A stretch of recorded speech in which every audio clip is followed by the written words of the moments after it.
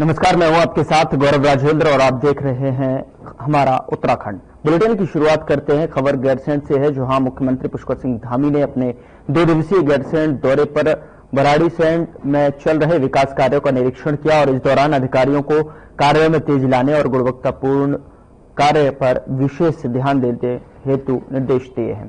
साथ ही आपको बता दें कि मुख्यमंत्री ने कहा कि विधानसभा भराड़ीसैंण और गैरसैंण में उनकी सरकार सड़क और हवाई कनेक्टिविटी के माध्यम से इस संपूर्ण क्षेत्र के विकास हेतु निरंतर कार्य कर रही है। इस दौरान सीएम ने स्थानीय लोगों से भेंट कर प्रशासन द्वारा किए जा रहे विकास कार्यों का फीडबैक एवं सुझाव भी लिया।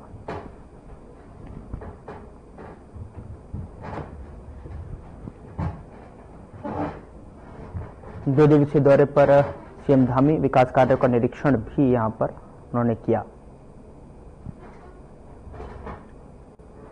तो गैरसैंण दौरे पर सीएम धामी में कि उन्होंने मॉर्निंग वॉक के दौरान जो है स्थानीय लोगों से मुलाकात की और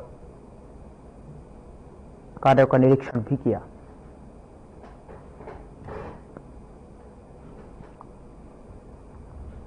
उधर मुख्य सचिव राधा रतूड़ी ने सचिवालय में व्यय वित्त समिति यानी EAFC की बैठक की अध्यक्षता की है और श्री बद्रीनाथ धाम मास्टर प्लान के अंतर्गत बद्रीनाथ में 33/11 केबी सब स्टेशन और HTLT लाइन के निर्माण कार्य, राज्य योजना के अंतर्गत जनपद बागेश्वर के अंतर्गत बागेश्वर अमरकोट मोटर मार्ग से नंदी गांव तक मोटर मार्ग के निर्माण कार्य के पुनरीक्षण, आगणन तथा श्री बद्रीनाथ धाम में NHPC द्वारा प्रायोजित सिविक एम्यूनिटी भवन निर्माण कार्य के पुनरीक्षण, आगणन पर अनुमोदन किया।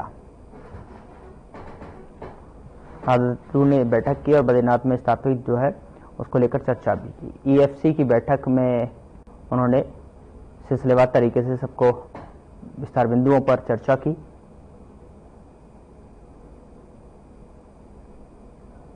बद्रीनाथ में स्थापित होगा GIS।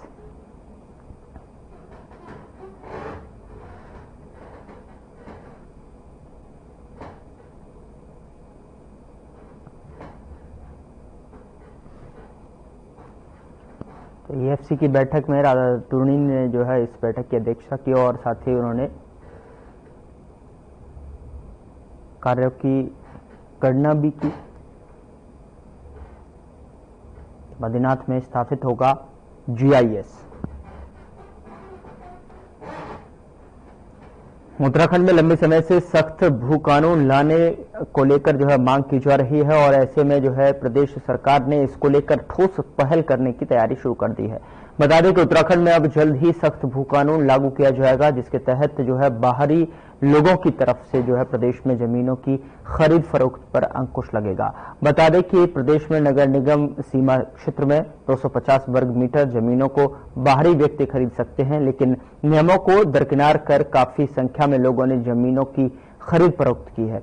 आपको बता दें कि इसके अलावा बहुत से ऐसे लोग हैं जिन्होंने कृषि कार्य के लिए उत्तराखंड में जमीन खरीदी, लेकिन उनका वो किसी भी तरह से खेती के लिए उपयोग नहीं कर रहे हैं। हालांकि प्रदेश सरकार की ओर से ऐसे लोगों पर कार्रवाई भी लगातार की जा रही है।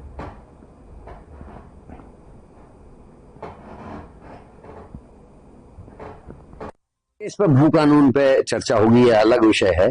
हाँ, ये बात जरूर है कि बाहर से जो लोग आ रहे हैं वो सभी लोग अपराधी नहीं है।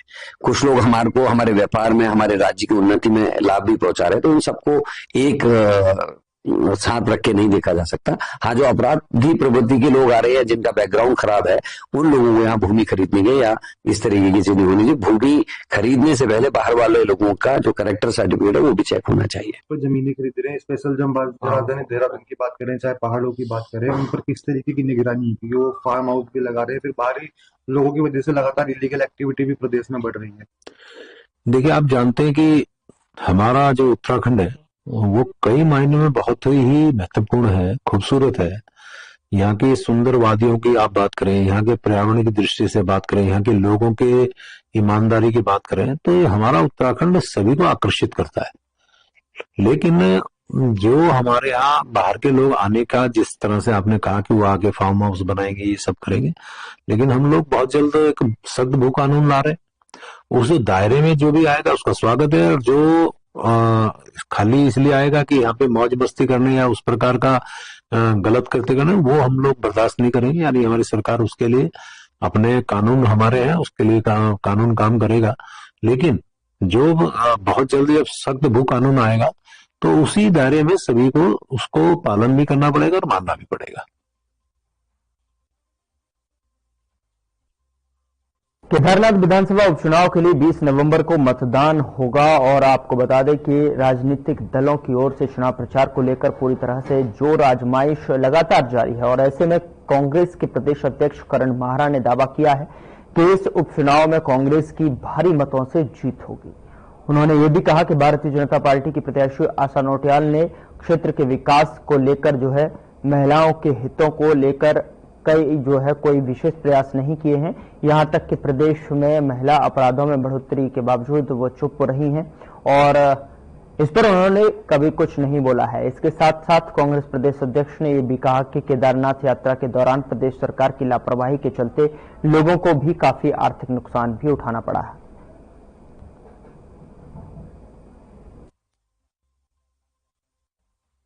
चुनाव कांग्रेस जीत रही है। बीजेपी के कुशासन से लोग परेशान हैं।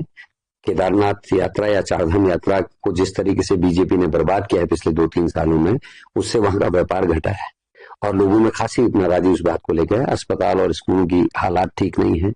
कंडी डंडी वाले परेशान हैं, घोड़े खच्चर वाले परेशान हैं।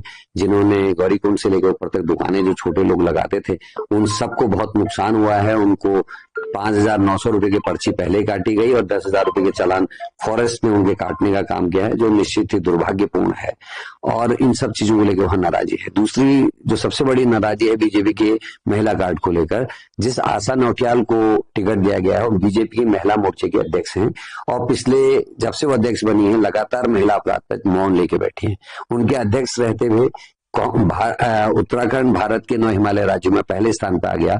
अंकिता भंडारी के मामले में नहीं बोली, संत तेरेसा में 14 साल की बेटी के बलात्कार और रेप में नहीं बोली, वो उत्तरकाशी की 4 SC/ST की बहनों के रेप पे कुछ नहीं बोली, वो उनके मंडल अध्यक्षों के जमानत पे कुछ नहीं बोली, वो दुख संघ के लालकुआं के चेयरमैन के द्वारा की गई हरकतों पे कुछ नहीं बोली, हाथी बरगला में मंत्री आवास के सामने महिला के बलात्कार और हत्या पे कुछ नहीं बोली, तो और यहाँ की जो ISBT में 13 साल की बच्ची का बलात्कार हुआ उसमें कुछ नहीं बोली।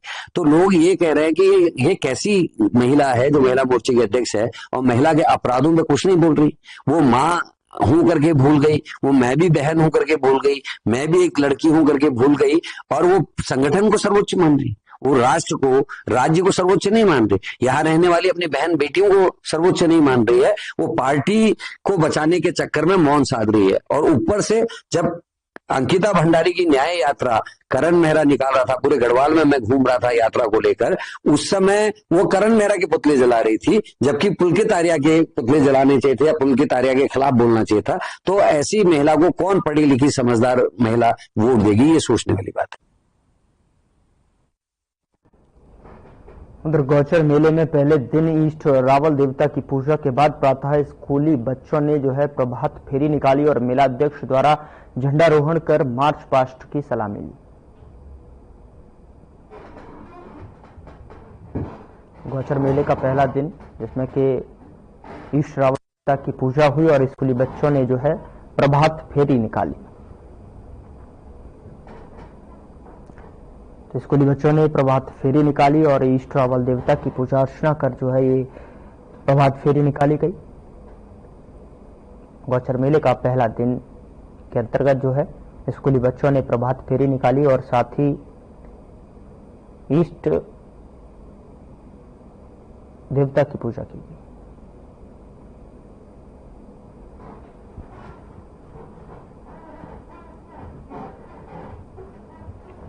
उधर पूर्व प्रधानमंत्री पंडित जवाहरलाल नेहरू के जन्मदिन के अवसर पर आज कांग्रेस के रुड़की महानगर अध्यक्ष राजेंद्र चौधरी के कैंप कार्यालय पर एक कार्यक्रम का आयोजन किया गया, जिसमें नगर के कांग्रेसियों ने भारी संख्या में शिरकत की। इस मौके पर जो है पूर्व राज्य मंत्री राम सिंह सैनी ने उनके चित्र पर फूल माला अर्पित कर उनके जीवन पर प्रकाश डाला। वहीं राजेंद्र चौधरी ने कहा कि पंडित जवाहरलाल नेहरू बड़े परिवार से होते हुए भी हमेशा गरीबों के बीच रहे और उन्होंने देश की उन्नति के लिए कार्य किए।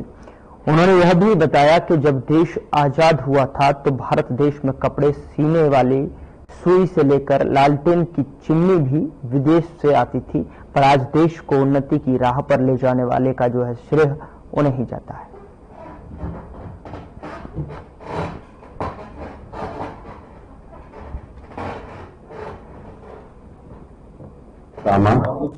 श्रद्धेय राम सिंह सैनी जी की अध्यक्षता में पूर्व प्रधानमंत्री, भारत रत्न, इस देश के महानतम स्वतंत्रता संग्राम सेनानी पंडित जवाहरलाल नेहरू जी की 135वीं जयंती आज महानगर जिला कांग्रेस कमेटी ने मनाई है, जिसमें मुख्य रूप से एक बात आई है कि जो हमारी नौजवान पीढ़ी है उन्हें हम नेहरू जी के जीवन से, उनके कर्तव्य जो उन्होंने काम किए, उन्हें नई पीढ़ी को हम समझाएं। ये हमारी नैतिक जिम्मेदारी है, क्योंकि नेहरू जी इतने बड़े घर में पैदा हुए, इतने बड़े शिक्षित व्यक्ति थे, जेल में रहे, लाठियां खाई, परिवार का नुकसान हुआ और देश के प्रधानमंत्री बनने का जिस समय वो बने तो एक ऐसी परिस्थिति थी कि 400 करोड़ रुपए में 37 करोड़ लोगों का पेट पालना। इस देश में ना अन्न पैदा होता था, ना बिजली पैदा होती थी, ना सुई बनती थी, ना हवाई जहाज बनता था। उनकी कल्पना थी, उनका विजन था कि उस समय 50s में जब कोई सोच नहीं सकता था, उन्होंने ISRO, CSIR, BHL, Bhakra Nangal, AIIMS, IIT, IIM ऐसे संस्थान इस देश को दिए जो आज देश जो है सुपर पावर बनने के कगार पर है। This credit goes to only ने। जो लोग उनके बाद में आए, इंदिरा जी आई, VP सिंह साहब आए, चौधरी चरण सिंह आए, मोरारजी भाई देसाई आए, हमारे राव साहब आए, गुजराल साहब आए, VP सिंह जी आए और बहुत लोग आए, मनमोहन सिंह जी, अटल बिहारी जी, आज प्रधानमंत्री मोदी जी। उन लोगों के सामने वित्तीय संकट नहीं है, ना खाने का संकट है। शास्त्री जी ने खुद जो है कहा था कि मैं भूखा रहूंगा एक दिन तो सारा देश रहा। वो लोग ऐसे लोग थे जिनकी इंस्पिरेशन पर लोग जो है फॉलो करते थे। यही हमारी जिम्मेदारी है कि हम आज की नई युवा पीढ़ी को बताएं कि नेहरू क्या थे, क्या उनकी सोच थी। उन्होंने भेदभाव नहीं किया। 1950 में एक दलित को भी वोट का अधिकार उन्होंने दिया, एक महिला को भी दिया और एक राजा को भी दिया, एक मजदूर को भी दिया। ऐसे थे। बाल दिवस इसलिए मनाया जाता था, मनाया जा रहा है, मनाया जाता रहेगा, क्योंकि नेहरू जी देश के बच्चों से बहुत लगाव करते थे। वो मानते थे कि इस देश का भविष्य नौजवान बच्चे हैं, इन्हें हम अच्छी सीख दें, हम इन्हें अच्छी चीजें बताएं, इन्हें देश के प्रति भावना इनमें जागृत करें, देशभक्ति की, देश सेवा की और कैसे परिवार की। उन्होंने इस बारे में अपनी किताब जो है, अपनी बायोग्राफी में भी और डिस्कवरी ऑफ इंडिया में भी बच्चों के प्रति लिखा है। मैं आपके चैनलों के माध्यम से अपने नौजवान बच्चों से अनुरोध करूंगा कि बजाय इधर उधर के गेम देखना सोशल मीडिया पे, they should study discovery of India and biography of Jawaharlal Nehru. काम किया उनके करतूतों से, उनकी सोच से, उनके जुनून और हिम्मत से हमारे आने वाली पीढ़ियां प्रेरणा लें, हम लोग सब प्रेरणा लें और उनके विचारों का प्रचार प्रसार कर देश के प्रति समर्पित होने का व्रत आज हम लें। इसलिए आज चाचा नेहरू का जन्मदिन मनाया गया है। जहां तक नेहरू जी की बात है, इस प्रकार का व्यक्ति जो उनके विषय में कहा जाता है, he was born with a silver spoon in his mouth, सोने के उसमें पैदा हुआ थे। वातावरण बहुत ही ऐशो इशरत का था। पिताजी बहुत ही हाई कोर्ट के लीडिंग एडवोकेट थे, स्वयं भी वो स्वतंत्रता संग्राम सेनानी थे। ऐसा वातावरण में कैम्ब्रिज यूनिवर्सिटी में पढ़े हूँ और जहाँ हर गेट पर एक गाड़ी उनको रिसीव करने के लिए खड़ी होती हो, ऐसे वातावरण में पला हुआ बच्चा और ये अंगीकार करे कि मुझे देश के लिए लड़ना है, स्वतंत्रता के लिए जो भी कुर्बानी देनी पड़े मैं दूंगा। और लगभग 10 साल के करीब वो जेल में रहे और जब लखनऊ में लाठीचार्ज होने लगा तो उसमें उनकी हत्या हो जाती, लेकिन गोविंद बल्लभ पंत उनके ऊपर लेट गए और इतनी लाठी पुलिस ने बरसाई कि उनके गर्दन सारी उम्र वो जब तक जीवित पर्यंत उनकी गर्दन हिलती रही। ये जेल में उनको यातना दी गई, लेकिन नेहरू जी ने अपनी हिम्मत नहीं हारी और उसी के परिणाम स्वरूप 15 अगस्त 1947 को भारतवर्ष आजाद हुआ। इनकी और दूसरे स्वतंत्रता संग्राम सेनानियों की सरदार भगत सिंह, अशफाक उल्लाह खां, चंद्रशेखर आजाद, राम प्रसाद बिस्मिल, ठाकुर रोशन सिंह जैसे लोगों ने जो बलिदान दिया, आज हम स्वतंत्रता और आजादी की रोशनी में हवा सांस ले रहे हैं। ये सारी उनकी देन है। तो उन लोगों ने कितनी कठिन परिस्थितियों में इस देश को शिल्पी के रूप में बनाने का काम किया। मैं एक विद्यार्थी के रूप में तुम्हें बताना चाहता हूँ कि मैं इस वक्त 9th क्लास का स्टूडेंट था और जिस सुई से मेरी माता जी कपड़ा सिलती थी उस पर मेड इन जर्मनी लिखा होता था। जिस लैंटर्न से मैं पढ़ता था उस पर मेड इन इंग्लैंड लिखा होता था। यहाँ एक सुई नहीं बनती थी, यहाँ एक लैंटर्न नहीं बनती थी। ये सारे का सारा अगर विकास हुआ है तो जेरे क़यादत लीडरशिप पंडित जवाहरलाल नेहरू के हुआ है। ये राष्ट्र उनका हमेशा ऋणी रहेगा, ऋणी है, और हमारी आने वाली संस्कृति जो है ये और उनसे प्रेरणा लेकर इस जीवन के प्रति समर्पित रहने का काम करेगी, ये मुझे आशा।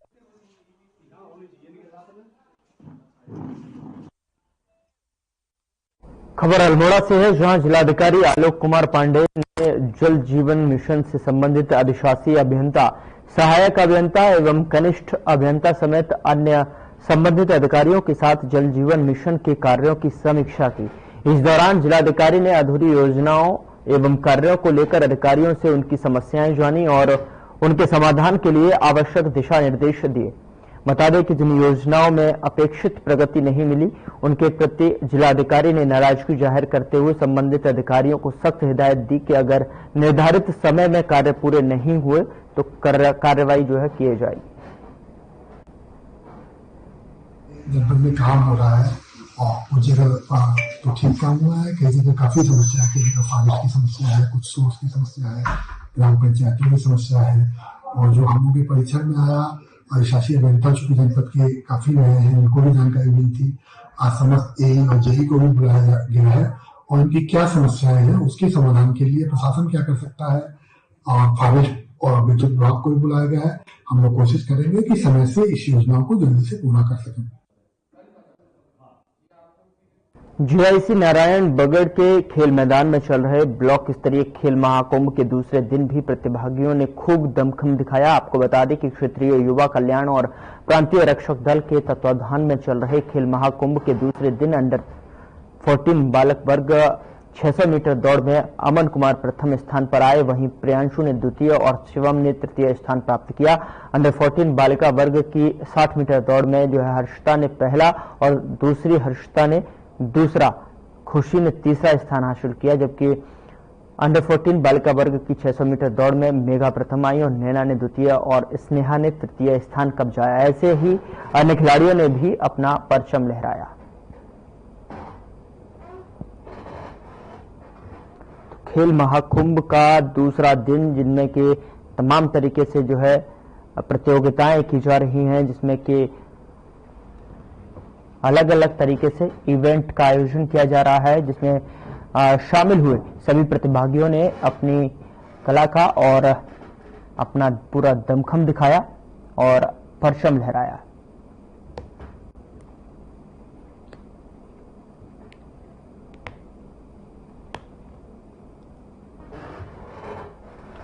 खेल महाकुंभ का दूसरा दिन, जिसमें कि प्रतिभागियों ने पूरा दमखम दिखाते हुए इवेंट्स में, खेलों में प्रतिभाग किया और प्रथम, द्वितीय और तृतीय स्थान कब्जाया।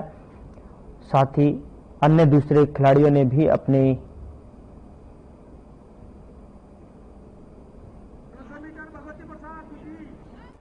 देखा कि इस वर्ष जो आज दूसरा दिन है यहाँ पे खेल महाकुंभ का काफी बेहतरीन यहाँ पे बच्चों ने प्रदर्शन किया, जिसमें कुल 4 न्याय पंचायतों के 400 से अधिक यहाँ पे बालक बालिकाओं जो कि अंडर 20, अंडर 17, अंडर 14, अंडर 14 के बालक बालिकाओं ने यहाँ पे सम्मिलित होकर 400 से अधिक बच्चों ने भाग लिया और यहाँ पे चक्का फेंक, गोला फेंक, 5000 मीटर दौड़, 3000 मीटर दौड़, गोला फेंक और लॉन्ग जंप, ऊंची कूद, हाई जंप जिसे हम कहते हैं, और कुछ प्रतियोगिताएं शेष हैं जिसमें खो खो कबड्डी भी यहाँ पे हुई, तो बच्चों का काफी अच्छा उत्साह यहाँ पे देखने को, विशेष रूप से यहाँ के जो शिक्षकों का इन बच्चों को इस योग्य बनाने में, एक बेहतरीन प्रदर्शन करने में हमें देखने को मिला और यहाँ की न्याय पंचायत का विशेष सहयोग मिला। ग्रामीण क्षेत्रों से जो लोग चारों न्याय पंचायत विकासखंड नरेंद्र में प्रथम स्थान के लोगों ने प्राप्त किया था, उनकी 3 दिवसीय खंड स्तरीय खेल महाकुंभ का आयोजन नरेंद्र इंटर कॉलेज मैदान में 12, 13, 14 और 15 तारीख को संपन्न किया जा रहा है। इसमें न्याय पंचायत से प्रथम स्थान प्राप्त करने वाले जिन्होंने अपनी न्याय पंचायतों में अच्छा प्रदर्शन किया था, उन्हें न्याय पंचायतों से प्रथम 2 या तृतीय स्थान पर उन्हें पुरस्कृत किया गया है। उसे प्रथम स्थान प्राप्त करने वाले प्रतिभागियों ने विकास खंड में प्रतिभाग किया है, जिसमें अंडर 14, अंडर 17 और अंडर 20 के बच्चों ने यहाँ पर विकास खंड में प्रतिभाग किया है। बहुत अच्छा प्रदर्शन हमारे विकास खंड में किए हैं। सभी प्रतियोगिताएं बहुत अच्छे ढंग से यहाँ पर संपन्न की गई हैं। आगे जिला स्तर पर जिला स्तरीय खेल महाकुंभ 19 नवंबर से किया जाना प्रस्तावित किया गया है। उसमें सभी बच्चों को बता दिया गया है कि कब किस तारीख को एथलेटिक और टीम गेम को जिले में जाना है, उसकी तैयारी चल रही है। और हमारे जो खेल अध्यापक हैं, यहाँ प्रधानाचार्य हैं, जो खेल प्रभारी हैं, सभी लोगों ने बहुत अच्छे ढंग से हमारे यहाँ पे साथ दिया। हमारे पीआरडी के जवान थे, यहाँ पे हमारे विकास खंड के ग्राम विकास अधिकारी थे, हमारे जो मुख्य अतिथि यहाँ पे आए थे, जिला पंचायत के अध्यक्ष उपाध्यक्ष जी आए थे, हमारे प्रमुख जी के मार्गदर्शन में जो हमारे संरक्षक हैं, खंड विकास अधिकारी हमारे जो अध्यक्ष हैं, उनके मार्गदर्शन में हमने खेल महाकुंभ बहुत अच्छे ढंग से आज संपन्न किया है। और कल इसका जो है समापन समारोह होगा, जिसमें कि कुछ टीम गेम में हमारे वॉलीबॉल और खो खो और कबड्डी की प्रतियोगिताएं अंडर 20 की आयोजित की जाएंगी। हमने सभी लोगों को इसमें सादर आमंत्रित किया है। इन प्रतिभागियों का उत्साह बढ़ाने के लिए आप भी यहाँ पर खेल मैदान में। मैं 9 ब्लॉक की रहने वाली हूँ और मैंने ऊंची कूद में प्रथम स्थान प्राप्त किया है। मेरा यही प्रयास रहेगा कि मैं जिले में जाके अपने ब्लॉक का नाम रोशन करूं और जिले से आगे जाके भी अपने जिले का नाम रोशन करूं। मैं अपने घर में प्रैक्टिस करूंगी, अपने जो घर के पास कोई ग्राउंड कोई भी वहाँ प्रैक्टिस करूंगी, ताकि मुझे जिले में फर्स्ट आने की मैं बहुत कोशिश करूंगी। और मैंने बोला में पार्टिसिपेट किया था, तो यहाँ मैंने फर्स्ट प्लेस आया था। तो मेरा प्रयास है कि मैं डिस्ट्रिक्ट पे जाके और मेहनत करूं और अच्छे से करूं। आपकी तरफ से हमें बहुत सारा सपोर्ट मिला और सब लोगों ने भी बहुत सारा सपोर्ट किया। सबके सपोर्ट की वजह से आज ये सब कुछ हुआ, बहुत अच्छा रहा। उसके बाद हम 1-2 दिन में जिले में जाएंगे खेलने के लिए, तो मेरा पूरा प्रयास रहेगा कि हम जिले में बहुत अच्छा कर सकें।